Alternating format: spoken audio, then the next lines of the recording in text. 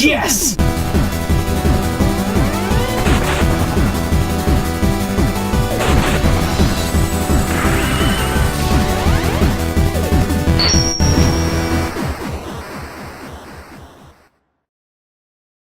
Captain Toad's Treasure Tracker Terror Tower of Tantalizing Turnips. Hey everyone, welcome back to another brand new episode of The Completionist.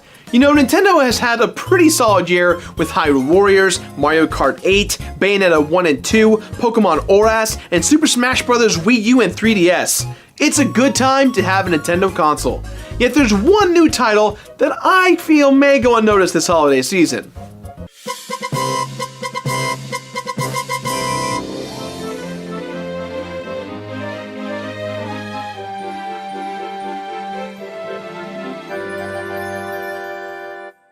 Super Mario 3D World is in my top 10 favorite Mario games of all time. I have to admit though, one of my least favorite parts to play was the portion where you played as Captain Toad.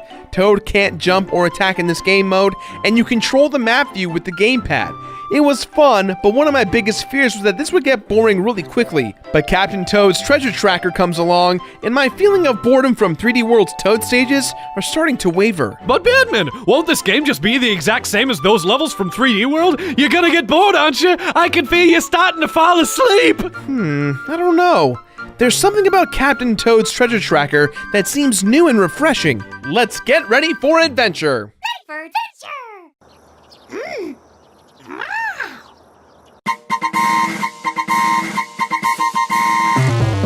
The plot for Captain Toad is about as clearly laid out as any Mario game can be without the use of dialogue. We don't have a clear location, but based on the ending of the game, which I will address later, we can assume that we are in fact in the Mushroom Kingdom.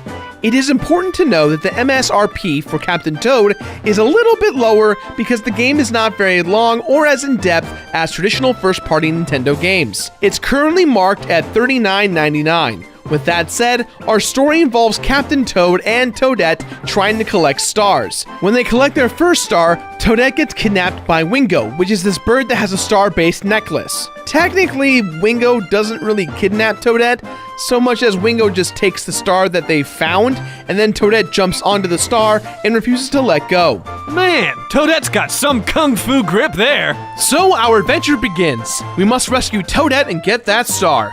Pretty simple. My only problem with the game's plot at this point is that for the first time in the Mario universe, the stars literally do nothing, and yet that's how we beat the levels. In Super Mario 64, Sunshine and Galaxy, collecting the stars restores power, or unlocks levels, and actually have a functioning purpose in the games. In Captain Toad's Treasure Tracker, they're just treasure. Which, thinking about it now, if it's the main character's sole purpose to collect treasure, I guess the stars do have a reason to be collected after all. I got it! He's Indiana Toad and the Temple of Goomba! I also want to point out that the game is split into episodes and characters. Episode 1 involves you playing as Toad, Episode 2 involves you playing as Toadette, and Episode 3 has you playing as Hayden Christensen. Unfortunately, playing as Hayden does not offer different gameplay styles, but hey, it's still cool that he's in this game. Built upon the Mario 3D World engine, Captain Toad looks wonderful. The insane detail put into the animations and shading effects is fantastic. You can tell instantly that the game feels incredibly different than those few one-off levels within Super Mario 3D World. I'm skeptical, Gerard. They look awfully similar. With Captain Toad, they've learned how to make every level feel unique. This is pretty cool to accomplish, considering that the gameplay doesn't change that much.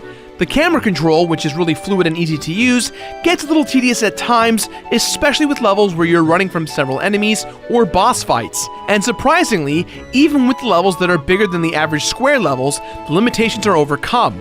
The levels range from flat, wide surfaces with several small variances of height to tall vertical towers with complex ways of advancing. Throw in a lot of diverse enemies that you can't necessarily kill, And baby, you got a stew going. Aside from some menu assets and your traditional Mario sounds, the game's music is somewhat new, which is great. Some of it is rehashed from 3D World, although that's not necessarily a bad thing considering that 3D World's music is fantastic, but overall, I really felt like a kid again from start to finish when I was playing Captain Toad. It took you back like when you saw Indiana Toad and the Kingdom of the Crystal Skulltulas. Exactly. That's exactly what it was like. Captain Toad is technically a puzzle platformer with a greater emphasis on puzzle. See, Toad can't jump. During the planning stages of Captain Toad, there was an idea to have Link from The Legend of Zelda be the main character, but Miyamoto shot the idea down. They knew that if the main character could jump, that these puzzles would all be solved too easily, and that they wanted the main character to stand out on its own. Captain Toad is the perfect fit, as the reasoning for him not being able to jump is that his backpack weighs him down from all of his tools and treasure. If Toad needs a backpack for everything, where does Mario keep all of his coins? I don't want to think about it. For those of you who passed on Super Mario 3D World, first off, why did you do that? That game is awesome! Second, Captain Toad is relatively simple. Every level has a star that you must collect. Using the gamepad, some levels will have you control platforms based on touch. You can also stop enemies from hurting you as well. Returning from the 3D world are the multiplier cherries and mushrooms for the Toads.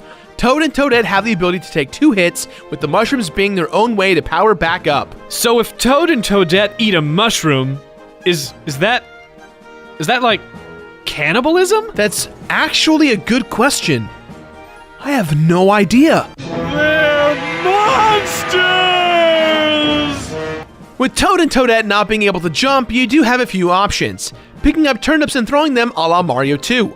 Pulling roots from the floor will also give you coins, mushrooms, golden mushrooms which are worth 50 gold, and a pickaxe. The pickaxe is the equivalent to the hammer from the original Donkey Kong, which is great because when you grab it, it even makes the same chime.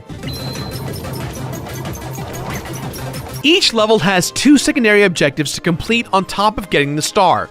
The first objective is to find the 3 treasure gems that are either in plain sight or hidden. Sometimes getting these gems is fantastic because it'll force you to really think differently. You'll be forced to look all around the levels, sometimes even underneath a level or two, and it's never tedious or strenuous. These gems are used to unlock more levels. The second objective is actually something you won't know until you beat the level. It could be anything like don't take damage or solve a touch-based puzzle under a certain amount of touches. My least favorite task is to find the hidden golden mushroom, which is really hard. You'll need to search every inch of some levels to find a hidden golden root, and it's far from obvious, but take this into consideration. As a completionist, Captain Toad is no easy feat. Over 70 levels, 3 gems per level with a secondary objective, on top of solving puzzles, usually causing you to play a level additional times. Indiana Toad and the Replayable Crusade! Junior! In between levels, you'll unlock these golden cards that are bonus level minigames. These are to help you farm for lives. You get to pick between a pickaxe level or a cherry level. Both are completely different but fun. And as the episodes move on, you'll eventually unlock the Mummy Maze where you're chased by a mummy toad, very similar to Shadow Mario in previous Mario games. There are 2 different elements that are in Captain Toad that were not in 3D World. The first is the turnip cannon. You can get inside of this cannon and use the gamepad to aim and shoot. The second element, which is similar to the turnip cannon, are the minecart levels. This basically turns Captain Toad into a railgun shooter, and it works well. A gripe I do have with these is that you cannot control the speed of the minecart, so it's truly just an animated railgun event. Toadymon Snap? The biggest strength of Captain Toad is that it evolves. It teaches you, challenges you, and forces you to learn how to be the best at the game. I wanna be the very best Toad. Now, I don't think this is a spoiler, but if you have a game save of Super Mario 3D World, you will unlock another tab on the main menu labeled Bonus. The bonus section acts as a 4th episode in a way. You'll unlock new game modes even without the 3D World game save, but to complete Captain Toad, you will need a 3D World game save on the console. This is kind of weird because you end up playing a few of the iconic levels from the Super Mario 3D World game, and they're literally the exact same. The problem is, you don't get power-ups, so it's just kind of a passive stroll through those levels. And as the game goes on, you'll need to unlock the other modes, like the Toad Brigade missions, where you'll need to rescue the Toad Brigade. Supposedly, there is amiibo support for Captain Toad, but I couldn't find it. I placed the amiibo on top of the gamepad and nothing happened. They did advertise that this would be one of the few games that would work with the amiibos at launch, but perhaps Nintendo is planning to update it with a patch in the future? We'll have to wait for that one.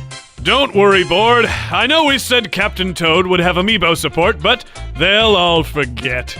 Sir, somebody remembered. Shit.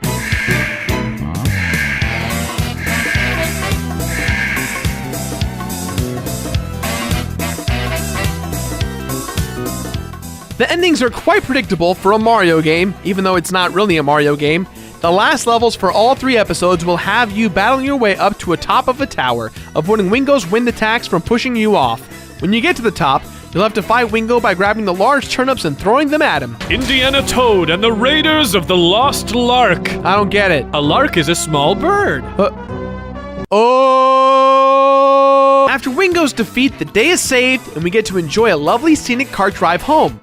I think what's really fascinating about the end of the 3rd and final episode is that when the credits are over, it cuts to the opening scene of Super Mario 3D World and how Captain Toad got involved, following the green stars into the pipes. So technically speaking, Captain Toad Treasure Tracker is a prequel? Technically, yeah. This is getting a bit of a George Lucas vibe, isn't it?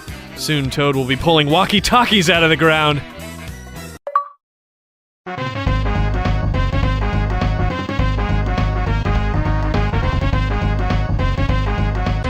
Each episode has 3 completionist things to check off your list. First, beating all the levels in the episode is key, obviously. Second, getting all the gems in every single level. There are 192 gems total in the game. Third, beating all the secondary objectives. If you've done all of this, you'll unlock 3 things. First, the episode book will show you that it's completed by the number of Toad stamps on the cover, with 3 being fully completed. 2, you'll unlock time trial challenges on every single level. Wait, so you just beat every single level, got all of the gems, and beat the secondary objective, and then you have to replay the entire game again? Faster? Yeah, and while you are awarded stars that adorn each side of the stamps to show you they completed the episode for the 4th time, you don't get anything at all for having completed all the time trials. Just bragging rights. Wait, what was that 3rd thing you just spoke of? The final thing you can unlock is the Mummy Me Forever Maze. The bonus game of Mummy Me is timed, so eventually you'll run out and just collect your prizes. However, Mummy Me Forever Maze is probably the hardest thing to do in the game, and it does have its own secondary objective: collect 5,000 coins. You'll have to run your ass off and collect 5,000 coins and run to the 50th floor. This is incredibly challenging, as every 5 levels, the enemy layout changes and every floor is randomly generated, so you can't really form a strategy, you just have to be really good. I am proud to say that when you do get to the 50th floor, you'll find the treasure room.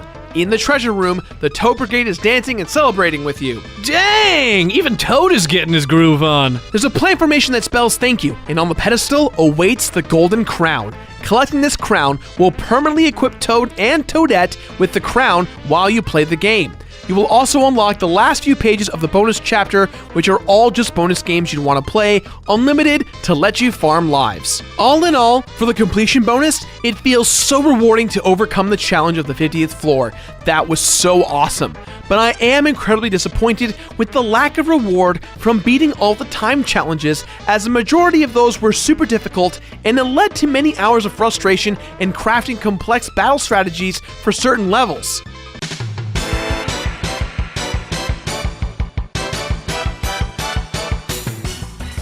I'm pleased to say that Captain Toad totally, I see what I did there, changed my feelings about the 3D World levels. The game feels brand new, and it provides a lot of challenging puzzles that will make you approach puzzle games with a different light, and it's just so damn cute.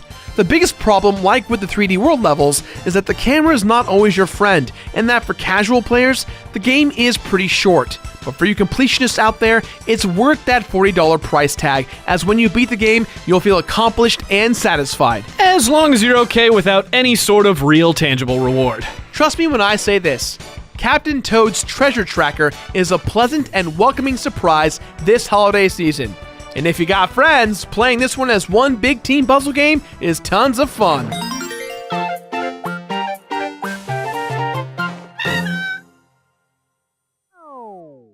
Captain Toad's Treasure Tracker was a delightful surprise that families and completionists alike will enjoy. I kind of wish this game was maybe $20 or $30, as 40 still may be a little bit too high, but nonetheless, for 40 bucks, I do feel that you get that value of the game. Casuals may find this game a bit short, but completionists will enjoy this easygoing game. With that in mind, guys, this game gets my completionist rating of Finna Pete It. Finna Pete It! And after you finna beat it, be sure to subscribe if you missed our awesome review on Smash Brothers for Wii U, starring the wonderful Zender Mobius, the announcer from the actual game. Click right here. Also, if you want to see a cool spot do spotty spot things, click here for our review of Cool Spot. At thatonevideogamer.com, we have our Spotify playlist with some treasure hunting music. Back to you, Gerard. Captain Gerard. That's all the time we've got for today, guys, so please, as always, leave your thoughts somewhere on the internet, all the socials, the Reddits, the websites, so many different things. If you're still here, give me that hashtag Indiana Toad, and tell me some of your own Indiana Toad puns. Now, if you excuse me, let's just watch Toad do his dance party thing. Looped. He's gonna be looped because I don't know. It looks cuter when he just does the same thing over and over and over again. Cue the footage, cue it. Cue the Toad. I'm going home.